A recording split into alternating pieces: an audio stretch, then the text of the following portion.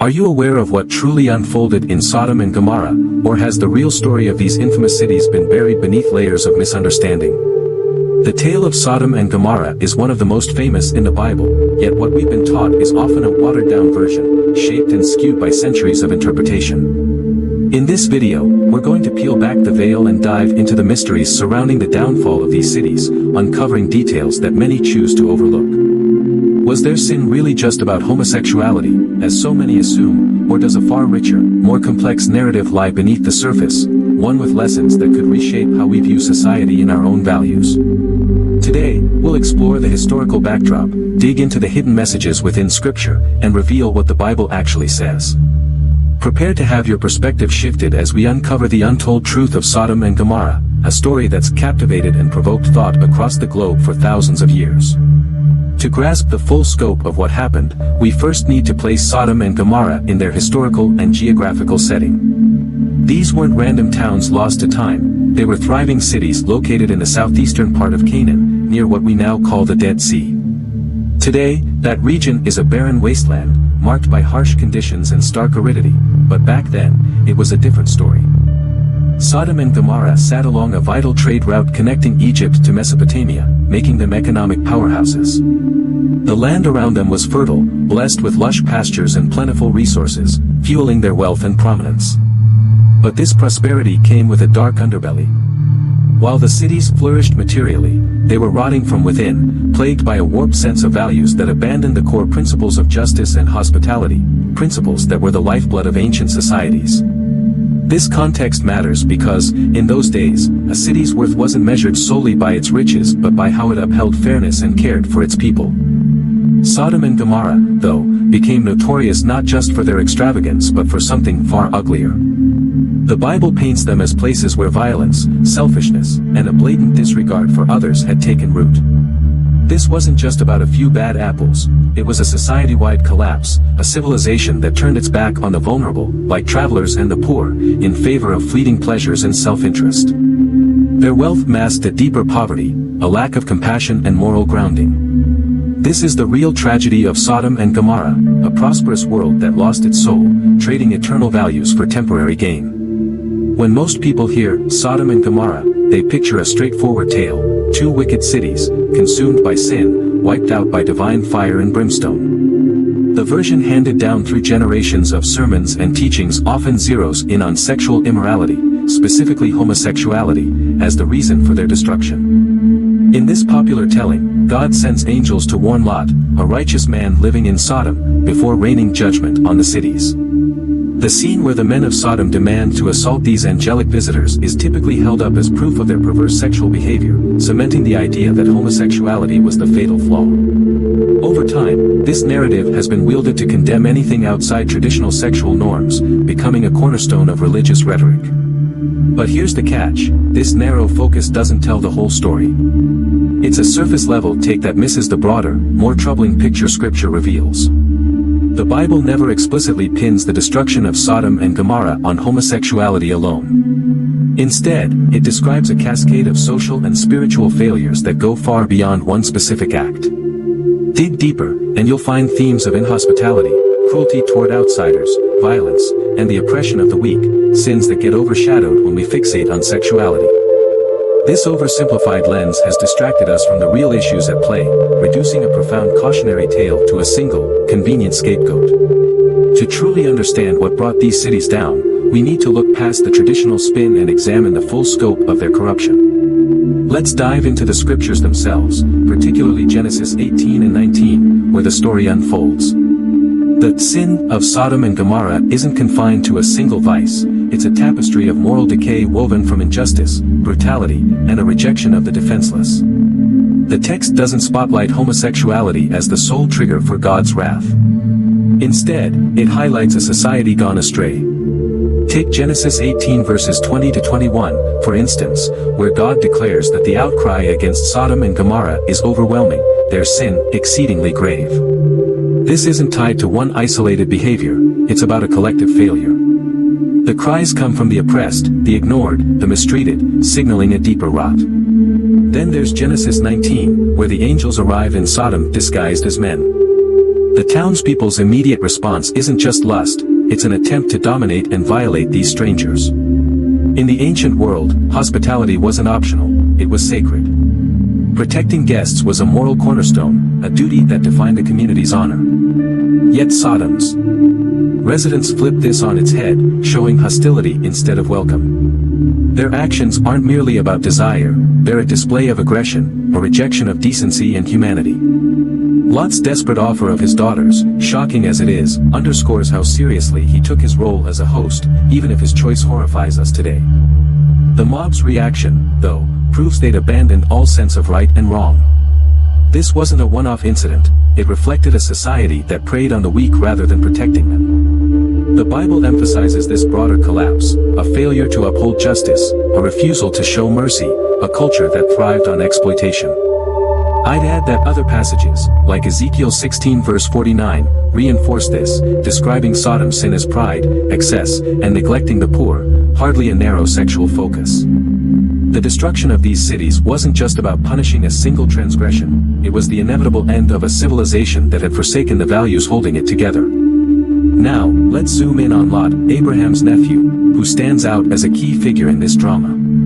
He's depicted as a righteous man caught in a corrupt world, and his encounter with the angels reveals much about Sodom's true state. When the angels arrive, Lot insists on sheltering them, defying the city's norms. His actions contrast sharply with the mob outside, who demand the strangers be handed over. This clash isn't just about personal morality, it's a microcosm of a society at war with itself, where kindness was weakness and power ruled. Lot's story shows us that righteousness can persist even in dark places, but it also highlights how rare it was in Sodom. The downfall of Sodom and Gomorrah, then, isn't a simple morality play, it's a warning. These cities had everything: wealth, resources, influence. Yet they squandered it all by embracing selfishness over community, oppression over care. Their destruction serves as a mirror, reflecting what happens when a society prioritizes personal gain over collective good. It's a lesson that echoes beyond ancient Canaan, challenging us to examine our own world. Are we building communities rooted in justice and compassion, or are we repeating the same mistakes, just with better technology? The true story of Sodom and Gomorrah isn't about pointing fingers, it's about looking inward. Imagine a city steeped in decay and corruption, where the arrival of angels reveals a stark divide in humanity. When these divine messengers step into Sodom, it's Lot who greets them with open arms, offering shelter and safety in a gesture of profound hospitality. This stands in sharp contrast to the city's residents, who see strangers not as guests to protect but as targets to exploit and harm. This clash between Lot's kindness and the hostility of Sodom's men offers one of the story's first lessons. In the culture of the Old Testament, hospitality and safeguarding the vulnerable were sacred duties, values that Sodom's inhabitants trampled with their violence and disrespect. Lot doesn't just welcome the angels into his home, he puts his life on the line to shield them, even as an enraged mob closes in. Yet Lot's actions also stir up complicated questions. In a moment of desperation, he offers his 2 virgin daughters to the crowd to protect his heavenly guests, a choice that shocks us today. To understand this, we have to step into the mindset of that ancient world, where a host's honor and the safety of visitors outweighed almost everything else. While this decision feels unthinkable now, it reflects Lot's frantic effort to cling to the principles of hospitality in a place where such values had all but vanished. His story teaches us about a society so morally adrift that it could no longer tell right from wrong. Lot's solitary stand against the crowd, risking everything to defend the angels, highlights his resistance to Sodom's collapse, yet it also underscores how alone he was in a city consumed by selfishness and destruction. As the only one willing to uphold decency, Lot's isolation paints a grim picture of Sodom's degradation. While he guards the divine visitors, the rest of the city plunges into chaos and greed. When God, through his angels, offers Lot and his family a chance to flee, their escape becomes a powerful symbol of breaking free from a rotting society. The angels warn them not to look back, a command rich with meaning, urging them to let go of a corrupt past. But Lot's wife falters, glancing back at the doomed city, and is transformed into a pillar of salt. This haunting moment isn't just a punishment, it's a lesson in the cost of clinging to what's broken. Her fate shows that true freedom isn't just about physically leaving a place, it's a spiritual release, a willingness to abandon the pull of a destructive world. Her transformation into salt adds another layer. Some scholars suggest it symbolizes preservation, a warning frozen in time for others to heed. Lot's escape, though, offers a glimmer of hope amid the darkness, a sign that even in the most corrupt places, redemption is possible for those who hold fast to righteousness. But his wife's struggle reveals how hard it can be to let go, how internal battles against denial and attachment can trap us. Their story is a call to rise above, to choose transformation over stagnation, even when the past tugs at our hearts. The destruction of Sodom and Gomorrah stands as one of the Bible's most gripping and unforgettable scenes. Scripture describes it vividly. God unleashes fire and sulfur from the heavens, engulfing the cities and everything within them in a sudden, overwhelming blaze. At first glance, it might seem like a harsh, immediate punishment for sin. But look closer, and you'll see it's more than that. It's the culmination of a long slide into moral and social ruin. Sodom didn't fall because of one isolated misstep, it crumbled under the weight of a civilization that had abandoned justice, fairness, and care for others. The fire and sulfur, often seen as divine wrath, can also be viewed as a cleansing force, wiping away a society too broken to survive. This wasn't an act of petty vengeance, it was the natural outcome of rejecting the values that hold any community together. When a society normalizes oppression and violence, its collapse becomes inevitable. The fiery destruction serves as a metaphor for what happens when collective morality erodes beyond repair. That rain of fire and sulfur doesn't just obliterate buildings, it purges a way of life that had become unsustainable. In this light, God's judgment separates the righteous from the corrupt, a theme that ripples through countless biblical stories. I'd add that this act of destruction echoes a broader truth. When a society's foundations crack, no amount of wealth or power can save it from the consequences. Some modern thinkers propose a natural twist to the tale. Could a volcanic eruption or a meteor strike near the Dead Sea explain the fire and sulfur? While science might offer clues, it doesn't diminish the story's spiritual weight. Instead, it weaves together the physical and the divine, suggesting that nature itself recoiled at Sodom's corruption. Whether supernatural or natural, the destruction carries a timeless message. It's a stark reminder that a society divorced from ethics and compassion is doomed to fall, physically, spiritually, or both. The flames didn't just consume Sodom and Gomorrah, they lit a warning beacon for all who'd come after. The legacy of Sodom and Gomorrah stretches far beyond their fiery end, leaving lessons that still echo today. Their names have become shorthand for sin and ruin, invoked across cultures and faiths as a cautionary tale of excess and immorality leading to collapse. But the story's power lies not just in warning against specific acts, it's a mirror for any society that neglects justice and solidarity. The fall of these cities challenges us to ask, are we nurturing communities built on empathy and fairness, or are we sliding toward the same fate, distracted by fleeting pleasures? Their destruction isn't a relic of the past, it's a living call to action. More than a tale of doom, Sodom and Gomorrah offer hope through Lot's survival, a promise that righteousness can endure even in the darkest times. Yet the story also warns of the cost of looking back, of holding on to what's broken. Fire and sulfur cleansed the land, but they also cleared the way for reflection. The only path to avoid such a destiny is to rebuild on the bedrock of human decency, hospitality, justice, and care for the vulnerable. This isn't just ancient history, it's a challenge to us all, a question of what kind of world we're choosing to create. After the fiery end of Sodom and Gomorrah, humanity remembered these cities as stark symbols of moral collapse and a chilling absence of mercy. Their story echoed through the ages, shaping how people understood sin and its consequences. Over time, though, many thinkers and scholars have come to see that the destruction wasn't just about sexual wrongdoing, it was a mirror reflecting a society that failed to shield its most fragile members. The refusal to welcome strangers and care for the poor stood out as a fatal flaw, revealing that their sin stretched far beyond one narrow issue. It encompassed social injustice, oppression, and a disregard for the basic dignity every person deserves. In traditions like Judaism and Christianity, Sodom and Gomorrah are often held up as examples of God's judgment on corruption, but when we zoom out, we see this punishment as a response to a civilization that shattered its foundational values. This legacy prompts us to wrestle with tough questions. How much injustice, inequality, and cruelty are we willing to tolerate in our own world?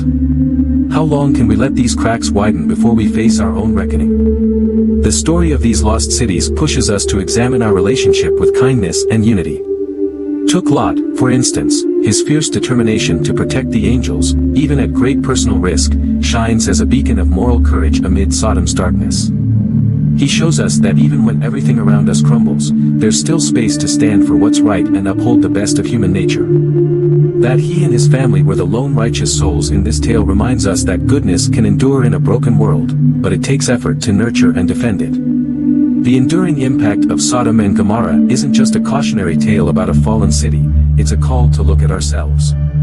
If a society abandons justice, empathy, and respect for others, it's setting itself up for ruin, just like those ancient cities did. The real takeaway here is urgent. We must champion the common good, lift up the vulnerable, and keep selfishness and apathy from taking root as they did in Sodom. This isn't just a dusty old story. It's a living lesson about building a society where fairness and hospitality aren't just nice ideas but the bedrock of thriving together. The tale of Sodom and Gomorrah isn't merely a dramatic account of destruction, it's a deep well of wisdom about what happens when a society loses its moral compass. As we revisit these ancient cities, we uncover timeless truths about justice, decency, hospitality, and the duty to protect those who need it most. Their downfall, with all its vivid imagery of fire and sulfur, serves as a powerful symbol of what happens when a civilization trades its core principles for greed and self-interest. It's not about pointing fingers at one specific sin, it's about seeing the bigger picture of social and spiritual decay. The people of Sodom and Gomorrah didn't fall because of a single misstep, they fell because they let justice, compassion, and community slip through their fingers. Violence against outsiders, neglect of the poor, and the crushing of the weak, these were the true crimes that brought the cities down, according to Scripture. This broader lens challenges the shallow readings we often hear, urging us to dig into the story's deeper meaning. Today, it's a wake-up call for our own societies. What principles are we holding on to? Are we treating the marginalized with fairness and warmth? Sodom and Gomorrah ask us to look hard at our humanity. In a world where gaps widen and the powerless are too often ignored, are we veering toward the same cliff those cities tumbled over? Yet amid the warning, there's hope. Lot and his family's escape shows us that redemption is possible, that there's a path out of the wreckage. Their story isn't just about a doomed society, it's about the chance to turn things around. Through Lot, we see that resistance to evil and the commitment to what's right can light the way, even when darkness seems to win. As long as there's a spark of hope and a fight for justice, goodness can be salvaged, no matter how bleak things get. Ultimately, this narrative is about the weight of our decisions, both as individuals and as a collective, and what happens when we fail to live with fairness and heart. What Sodom and Gomorrah teach us is that morality and justice must anchor everything we do. When we let go of the values that foster peace and equality, we risk spiraling into our own destruction, just like they did. Remembering their fate pushes us to strive for a world that's fairer and more connected, a place where everyone has a seat at the table. At its core, this story confronts us with questions that hit close to home. How are we caring for those around us, especially the ones who need it most? It's a critique not just of individual actions but of a whole system that turned its back on the defenseless. That's the real sin that toppled Sodom and Gomorrah, a lesson we can't afford to ignore. In a time when inequalities swell and injustices pile up, this ancient account demands that we act. Every act of kindness, every stand for what's right, every hand extended to help can shift the tide. Change doesn't come unless we make it happen. It starts with us being examples of integrity and compassion in our everyday lives. Lot's flight from the ruins tells us that even in the toughest moments, we can break free from corruption and chase a better way. It's a personal journey, rooted in how we treat others and the ideals we choose to live by. So, as we reflect on Sodom and Gomorrah, let's not just mourn what was lost, let's ask what we can do to keep our own world from sliding into the same abyss. The heart of this lesson is about building justice, supporting the needy, and holding on to compassion, even when everything seems to fall apart. This story invites us all to step up and shape a brighter, more equitable future. Here's a question for you. What are you doing today to make your corner of the world more just and welcoming? How can the story of Sodom and Gomorrah inspire you to ensure our societies don't share their fate? Let's think on this together, and more importantly, let's act to keep justice, hospitality, and solidarity alive. Before we wrap up, I've got a quick invitation. If you've enjoyed digging into the real story of Sodom and Gomorrah and the powerful lessons it holds, hit that subscribe button. This channel is all about unpacking biblical stories like this one, offering fresh insights and reflections that can change how you see Scripture. Don't forget to ring the bell so you never miss a new video. We've got plenty more to explore. And if you know someone who'd love diving deeper into the Bible's hidden meanings, share this with them. The more of us on this journey, the richer our conversations can be. So subscribe, turn on notifications, and pass it along. Let's keep spreading this wisdom and sparking meaningful discussions. I'll see you in the next video. Until then, let Sodom and Gomorrah's lessons guide you to live with fairness, warmth, and purpose.